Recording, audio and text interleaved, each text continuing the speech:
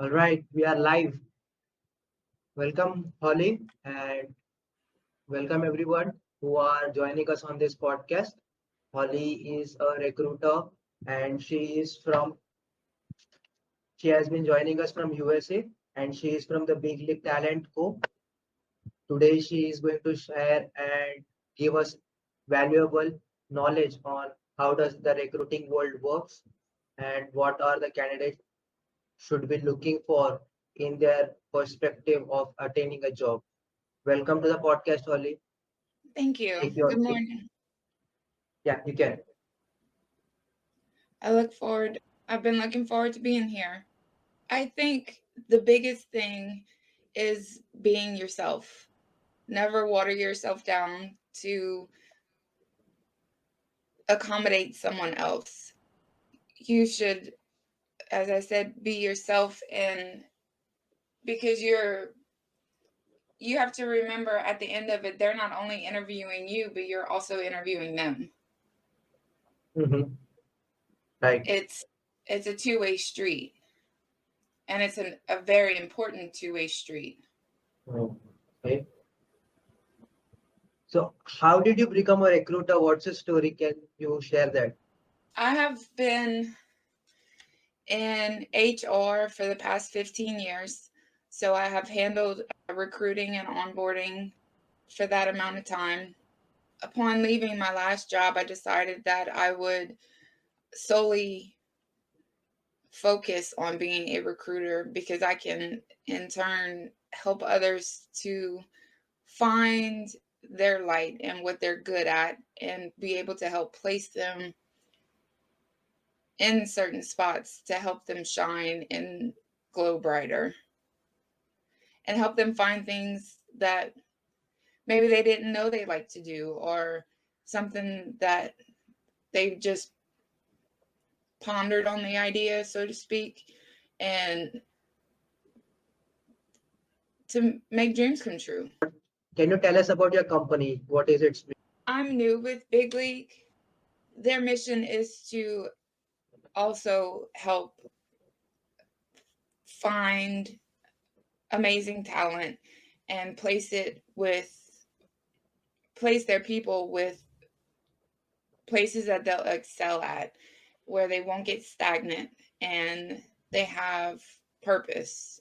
Because I think it's really big to have purpose and to know what your purpose is. Mhm. So, what is Big League currently specialized in? Construction. We like my area is Dallas and Houston, Texas. All I recruit for superintendents. I recruit for project managers. I There's some C levels that I will recruit for. It's whatever is mostly in demand, and then I try and look for people that will bring new ideas to the table, and in turn sometimes it actually creates positions, and that's what my main focus is. It's because for me it's easy to find superintendents and project managers, but I want to create new levels and new roles that will help all this industry. And because I mean there's construction everywhere. It doesn't matter what country you're in or what state or city. There's construction everywhere, and there's everyone brings something to the table. Everybody brings new ideas and new ways of looking at things, and at the end of the day, it's all about saving money, and you never know who has that big bright idea on how to save money. There's always the diamond in the rough. Interesting. What does your job, day-to-day job look like? Day to day, it consists of being on several platforms, reaching out. cold calling, which is not my favorite. That's one thing that I'm still learning how to cope with, but lots of cold calling. But my most favorite is being able to reach out to new people and getting to hear about their stories and their goals and what they want to do with their life. And then also, like, when I'm calling potential clients, the companies, learning what their needs are, what their wants are, and I get to learn more every day, whether it be new terms that they're coming up with or helping them find new roles that they're looking to fill, or coming up with a new role that, well, this person can do this or that, and that would help your company in the long run. So it's being really innovative and being the best that I can at it. A lot of communication. A lot of communication. Okay. So Cold calling is getting a list of construction companies in the area and starting at the top and just making contact with a person in their organization, whether it be just a secretary or the CEO or the CFO, or because, with our program, it'll extract cell phone numbers, and sometimes you don't know who the cell phone number is for. So the titles range on who you'll speak to. And before you cold call that company, you want to do a little bit of research, so that way you have some kind of knowledge as to what they offer, so you're not going in blind. yeah, Because whether it be you, or whether it be me calling or cold calling a client or a prospective client or a prospective candidate, I always do my research.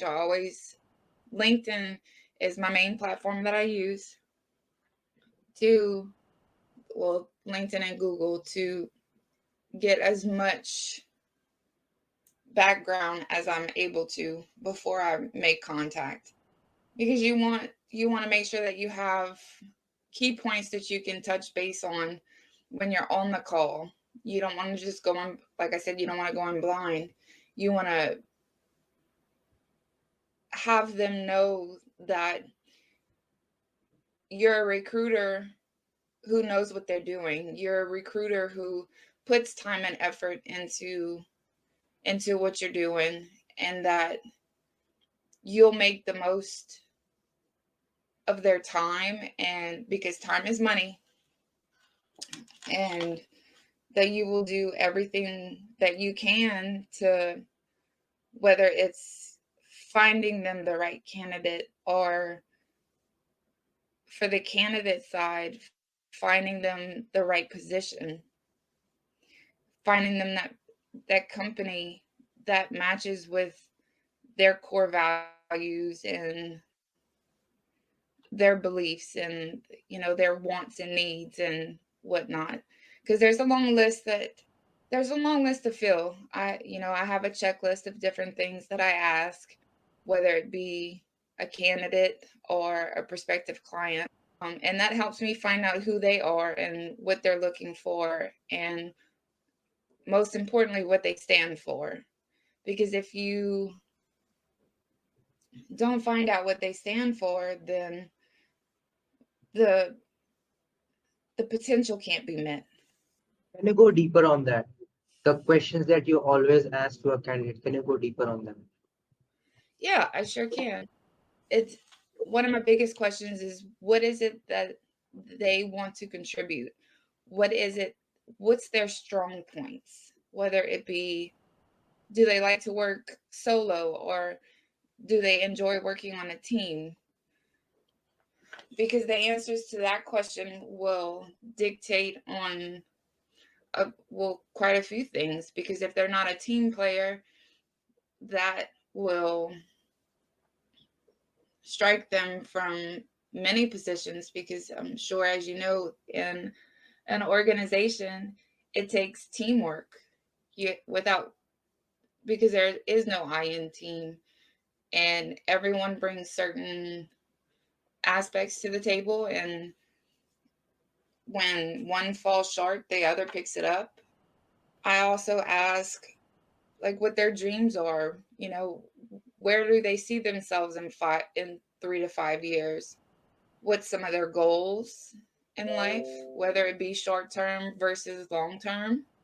And also, another one that I have found that has helped me in placing candidates is, in their last position, what they would have changed to make the process better, or to make their job easier, or just something that would help improve. And that's been where I've gotten a lot of great feedback, because communication and direction are two of the biggest things that I've been told they would have changed. And without communication, there's nothing. You have to be able to communicate to your team, your higher ups, and individuals, and it plays a huge part in daily life. Right. Without communication, a person may have all the knowledge, yet he may not be able to speak clearly with his candidates or with his team. Then that knowledge will not be transferred to anyone else. Exactly. Exactly. And with communication, we all learn and grow. And being able to learn and grow is a very huge, it's very huge, because it helps us grow as a person. It helps us grow as a whole. And I think without communication, you get stagnant and you stay in one spot and you don't grow. And without growth, you have nothing. And being open to other ideas, versus thinking that just because you've done things a certain way for so long doesn't necessarily mean it's the correct way. Being open and honest and having those traits are another big deal. And that's where my advice of, when you're looking for new placement, whether it be in a trait that you're already really great at, or if you're transitioning, always be yourself. Always be yourself. The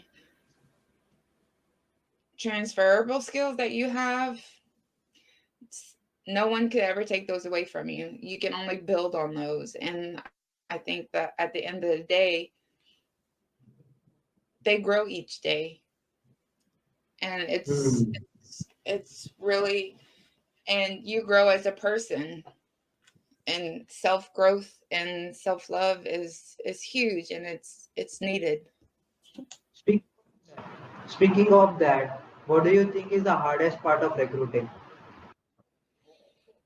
Oh, I that's a good question. I would think that finding where you belong, that's the hardest part, because it could most definitely not be where you imagine it should be.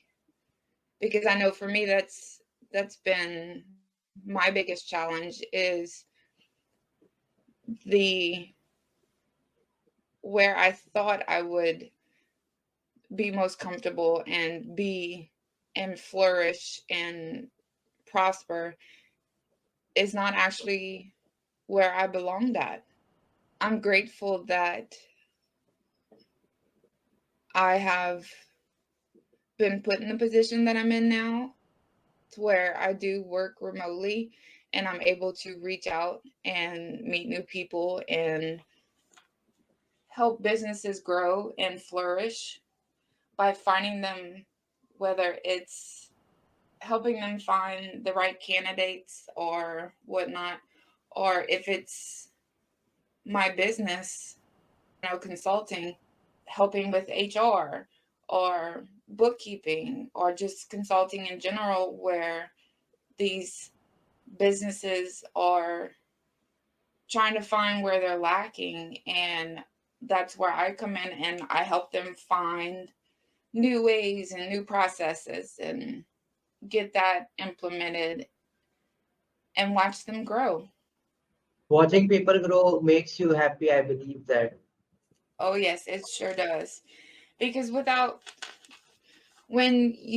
have a lot of candidates that reach out to me daily, and we talk often, and to watch them find new purpose it makes my heart happy.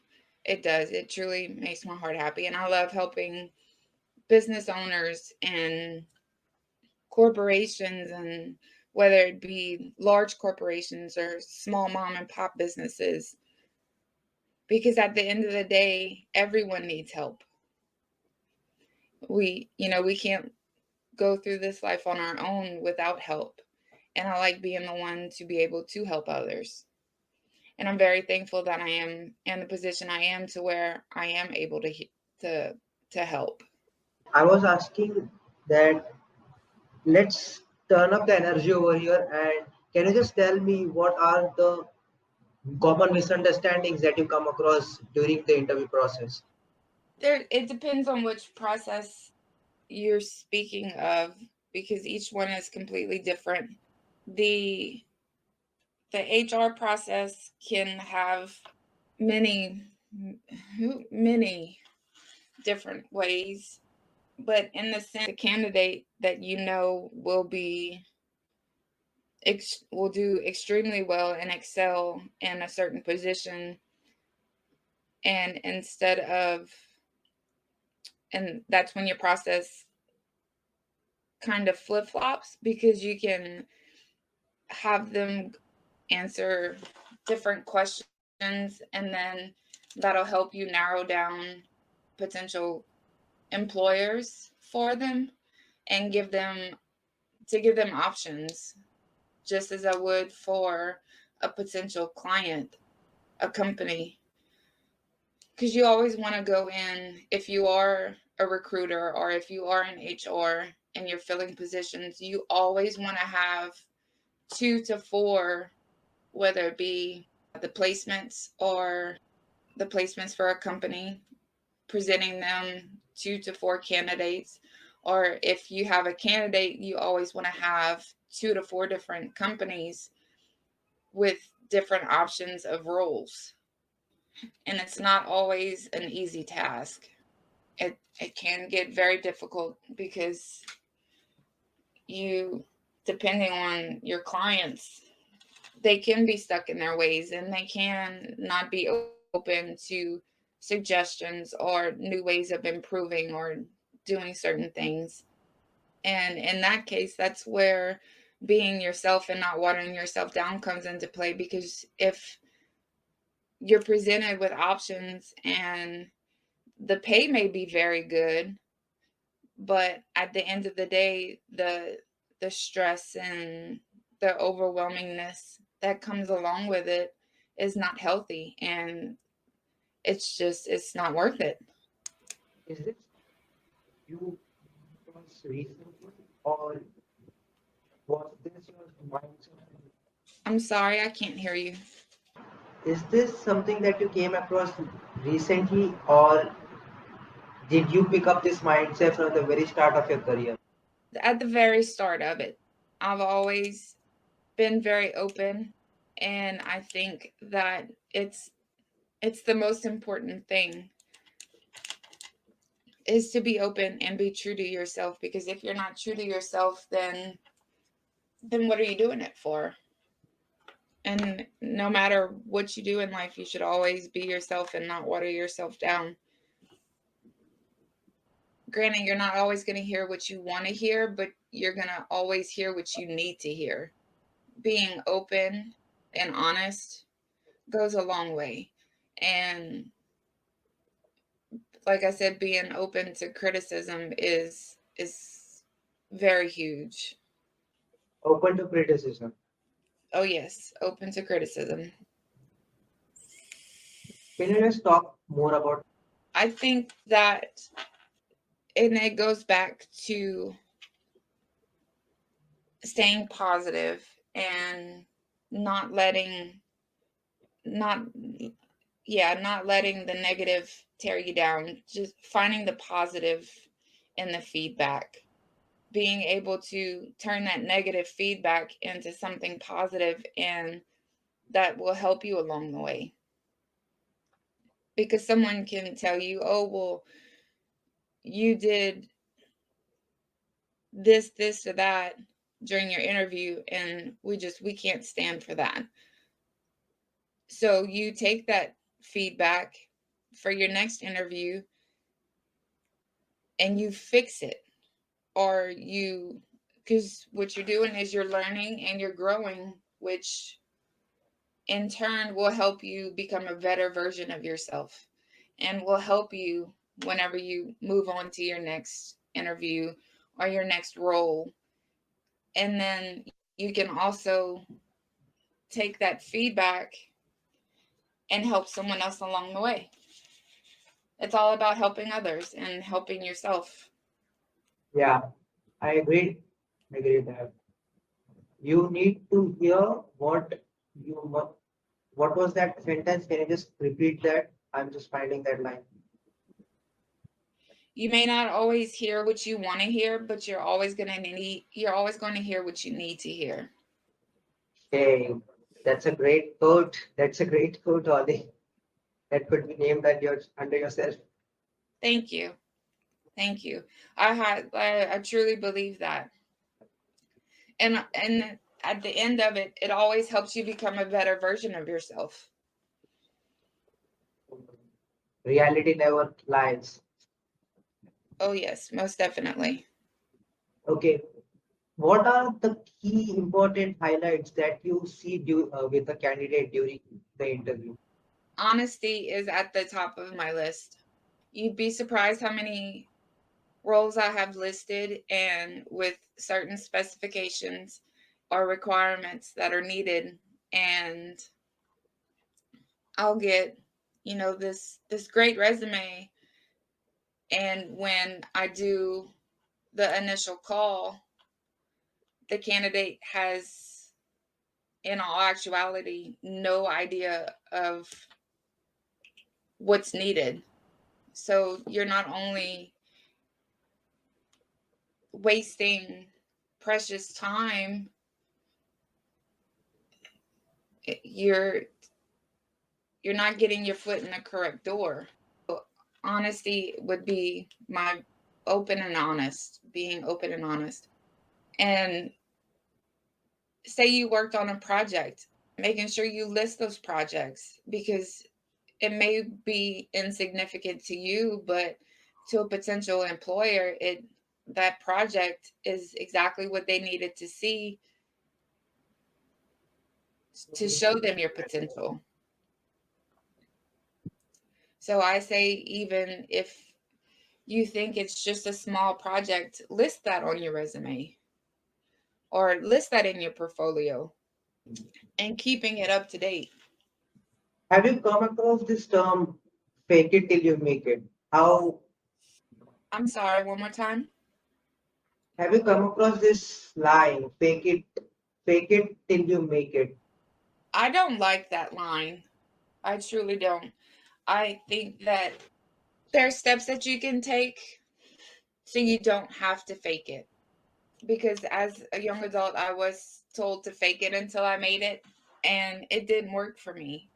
I guess not only did it make me uncomfortable, that Google these days Google helps tremendously. There's classes you can take, there's articles you can read, there's different things to help you so you don't have to fake it till you make it. Okay, that's an interesting viewpoint on that. Because, like, as a mom, I'd rather my kids I don't want them to fake anything. I want them to be authentic. I want them to be to be their true selves. And if they don't know something, then take the steps to learn about it. Because there's ample opportunity, and reaching out to others is the best way to find that opportunity. I think that's where connecting and engaging is really huge, because you Oh, that one person that you see posting all the time and that you learn from, it takes that one message reaching out to them, and it can open up so much for you to learn, where you don't have to fake it till you make it. I'm sorry, you cut out.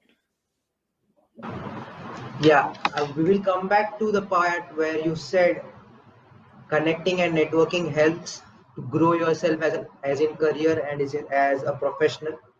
Oh, But yes. before that, how much do you consider courses and certifications to be important? And the second part of that question is, would which one would you pick? A guy or a girl with courses and certification, yet zero experience, or a professional, a candidate with 5 years of experience and zero certifications or courses? I would choose the person with the 5 years of experience and no certifications, because they have hands-on experience. I have 20 years altogether of office experience with 15 years HR. Um, I am currently in college to get my certificates, to get my degree, but I've had more doors open for me because I have hands-on experience. You can't replace the hands-on. And hands-on for me is more important than a certificate. A certificate is still important, but it's not as important as hands-on experience. That's why I mentioned to always include the projects that you do on, whether it be your resume or your portfolio, because something that you think is insignificant as a recruiter is huge for me. I want to see that you've worked with that software, or you've done that project, because that can use that as a selling point when I find you that fit, when I find that job for you, or that role, that placement. And it's that much easier when I know you've had the hands-on experience versus you just read it out of a book and you haven't put it to use yet. Right. Better than knowledge is applied knowledge. Exactly. I want to know Where that did you pick this from? Where did you pick this from, or is it from your own experience? my own experience. It's been a learn and go my entire career, and I'd rather it like that. And granted, I'm learning new ways in my classes and whatnot, but at the end of the day, an employer wants someone with hands-on experience, because and I don't want to get into depth on that, but it's a money scheme. It's they want you to dish out more money to have, whether it be a, a BA or a master's or anything like that, because all the knowledge that you gain from school, you can gain from being hands-on, and you learn more being hands-on than you do just reading a book about it, and you can be more thorough. If we learn from if we learn this knowledge from a book, that shows that a person has already done it before. And if we Exactly. can learn, and if we can learn something from that person directly and avoid those mistakes, is that not a good way to learn from the book? It is a good way to learn from the book, but point person where if you're having challenges getting your your part of the project done is the person that you go to. Okay. The person who knows about everyone and Everyone's where part. the team is going. That is that the person? Correct. Okay. It's the person that knows everything in the project that needs to be done. And it can give that point person gives direction or insight and helps everyone along the way. Talking about recruitment process, what is the recruitment process followed in your company? What about the recruitment process? I'm sorry, you cut out. I was asking what is the recruitment process followed at your company? My recruitment process differs than the big league. At big league, we it's I'm learning their process. At Centeno Consulting, I for the recruitment process, I find different candidates, like I said, for a position. I like getting to know my candidates and learning what their pros and cons are and learning what their strengths are, what their weaknesses are, and finding and helping them find placement versus big league where we have clients and I have to source out using what they're looking for, whether it be a certain amount of years in project management or a certain amount of years with a certain software. It at the end of the day, what you're willing to put forth in learning. Learning is a big part and being open to learning. Interesting stuff over here. What are the qualities do you look for a candidate when selecting the profile? Openness and the willingness to learn. Because if you're not willing to learn, then you won't excel. And there's always something to be taught. Go deeper on that. There's always something to be taught. You can, whether I'm looking for someone in coding, there's always more codes to be taught. There's always more codes to learn from. Or that project manager, there's always more that person can be taught or that person can learn from another. So being open to learn is highly recommended and highly encouraged. Oh, apart from openness, what do you think or what do you follow in a candidate's profile? Because openness cannot be seen in a candidate's profile until you meet them. And so, yep, correct. So Being what do you thorough, follow before meeting them? the thoroughness on whether it be on their profile, especially on LinkedIn, being thorough in key points, not putting aspiring to be, because whenever I'm searching, it throws off my search. So putting the job description that you want or the job descriptions that you've done, being very thorough is is very crucial. Writing it is in present tense. Is that what you're trying to say? Yes. Oh yes. What are the common types of profiles that you have selected and said that, okay, this one stands out? And can you give a specific reason or the thing that always clicks from you? Okay, this profile is what I believe that is going to be the right candidate for this job. It's all about keywords. All about keywords. Because I have many roles that I look for, whether it be in IT or marketing or construction for project management. Keywords are crucial because I can look up and say I need a project manager, and that's what I will go on LinkedIn and search for, project manager. So say you're a project manager at your last company, but that's not what you listed it as. You listed it as just manager. Well, then it's not gonna pull you up for me because you didn't specifically put project manager.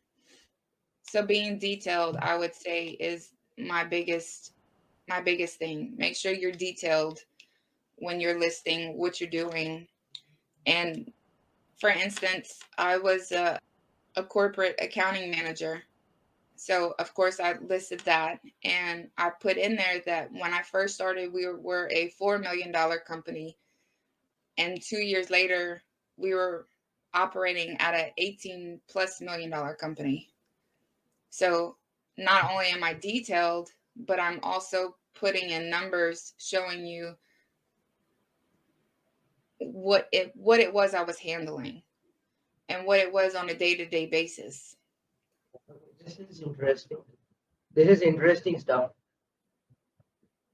Have you, during the interview, this is pre-interview, right? You set up the keywords, you search for the project manager. This is pre-interview stuff. Talking about during the interview stuff, what do you observe in a candidate?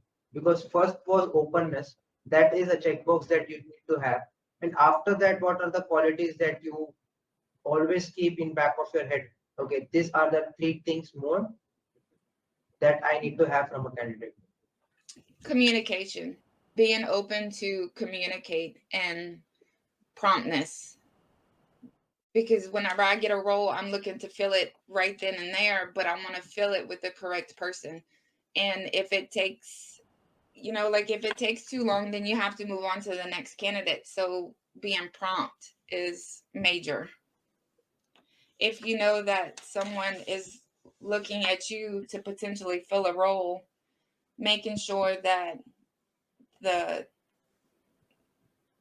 channels, so to speak, whether it be through LinkedIn or email or whatnot, making sure you're on top of answering those chats, answering those questions, or that email, just making sure that it's open and it's prompt. Prompt meaning that it should be replied immediately or what? Making sure that they don't wait too much time to respond. And then, especially if you're a candidate looking for placement and a recruiter reaches out, you don't want to leave that recruiter hanging for a week because we're going to forget who you are. And then Correct. that starts the process all over again. And you could have been a great match for that job, but being that you waited so long to get back with us, we had to move on. Always making sure that you stay in touch with the recruiter or the potential client. Yeah, there's also another contrary part to it, that sometimes a candidate is over pressing on a HR. Let's assume a scenario where the interview is done and the HR says, I will give you the response in 48 hours. Yet after sometimes the candidate comes back and forth continuously. Yeah, I've had instances where where I tell them I will reach them in X amount of hours, and then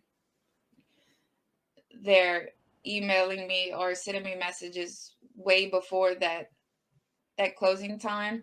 That does make it more, keep in mind that it does make it harder for us to do our jobs.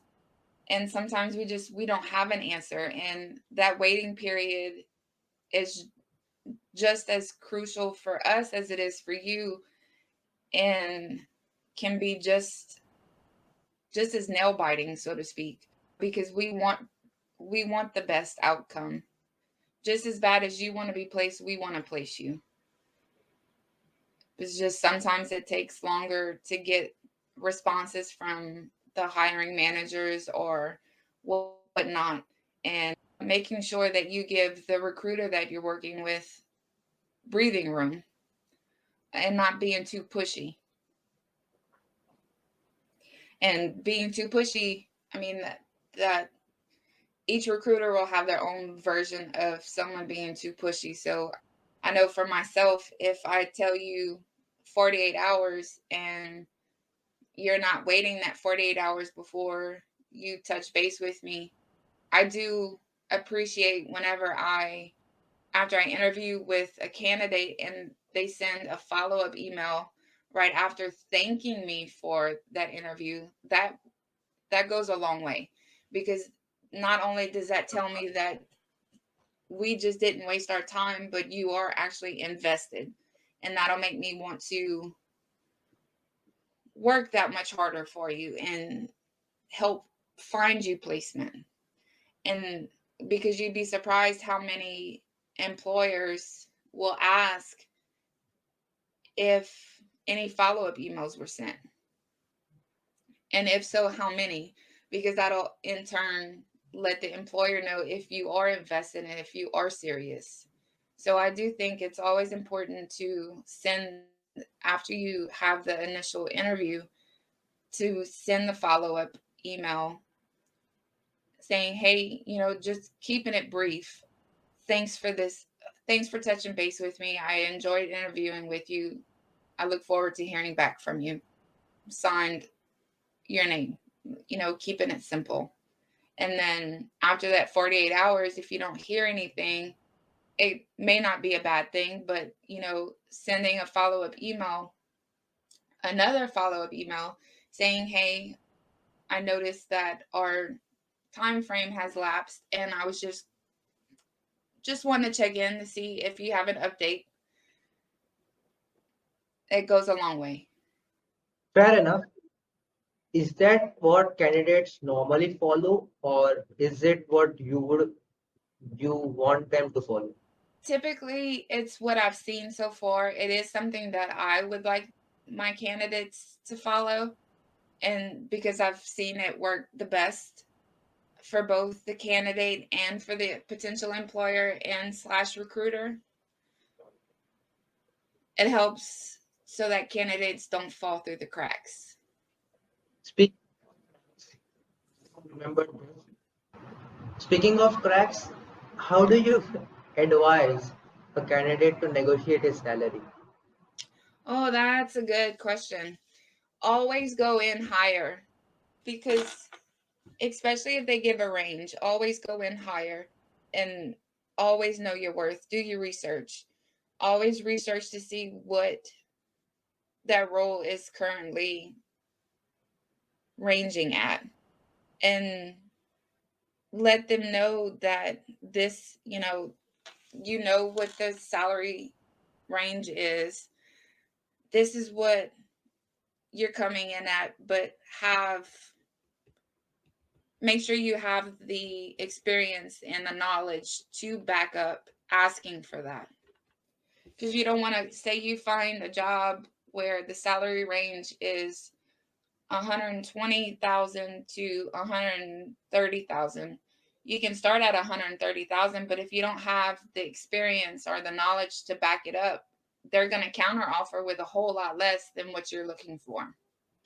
And I think being open and honest in the beginning on what you're looking for when it comes to salary is huge. What do you think is the right way to counter salary? Let's assume the salary is 130,000 for a job role of assistant developer or a system developer. So if I am sitting as a candidate against you, not with you, but against you, then I am asking 130,000. What would you potentially save me to take down or validate my request? Point out your achievements, point out your knowledge. You have, at the end of it, it's selling yourself, but you want to make sure that you're selling what you really do know and that things that you can back up. Yeah, selling yourself. Oh yes, sell yourself. Is that the simple advice that you always give a candidate during the interview or anything else? No, just always being yourself and being upfront and honest, and remembering that it's okay to be nervous, but always keep in mind that the person interviewing you is probably just as nervous as you are. So just have a conversation. Let it be a conversation. Okay. Let it be a conversation and be yourself. That are Yep, the two pieces of advice that you would like to give anyone, right? correct. Most definitely. Mhm. What What is the one initiative that every candidate should undertake about getting the job? That's a good question. Always go with your gut. Always go with your gut. If something feels off, then walk away. Always go with your gut. Well, is that isn't that a counterintuitive approach to being specific and follow through with data? I'm sorry. Yeah, I'm asking that always going with the gut, isn't that the other way or the contrary approach to going with the data or having the data correctly aligned and then finding is this right or is this wrong? There may be, but I'm more of a gut person. I think that if you can't follow your gut, then follow what is on paper. Make sure that everything lines up and always get everything in writing. Go with the gut and have everything in the writing. Oh yes. Okay. Can you just go a deeper, one level deeper on have everything in writing? From what your duties are, what your pay will be, make sure to get all of that in writing. So that way you're not being asked to do things that is out of your pay scale or having extra things put on your plate that you're not getting paid for. Hmm. Yeah, candidates always the new things that come up on and they just get added to their plate. I have seen it many times where a candidate will agree to one job, but whenever they start, they didn't get it in writing. So next thing you know, they're wearing multiple hats and not getting compensated for it. So I think that having it in writing is very, very important. Okay, there's one question that I would like to ask final that what what is the one thing that you would like a candidate to know about in the hiring domain? Do your research on the company before you apply to it or before you have your interview. Have some core questions. Ask what their values are. Ask what's important. Ask what's the day in the life of the role that you're looking for. Have questions. You don't want to be the only one answering questions. You want them to answer questions also. Ask them questions on their company values, day-to-day job, as well as knowing how the growth is about. Correct. Okay, that's a fair ask. Everyone should be able to tell about their company, I believe so. I believe so too. All right, thanks for being on the podcast, Holly. It was great Thank and wonderful, and, and it was also great from learning from you all the new things that you have shared. thank you for having me. I appreciate it. Final thoughts, Holly. Where can people find you on the internet? You can find me on LinkedIn, Hollie Centeno, and you can also go to my website at centenoconsulting.com.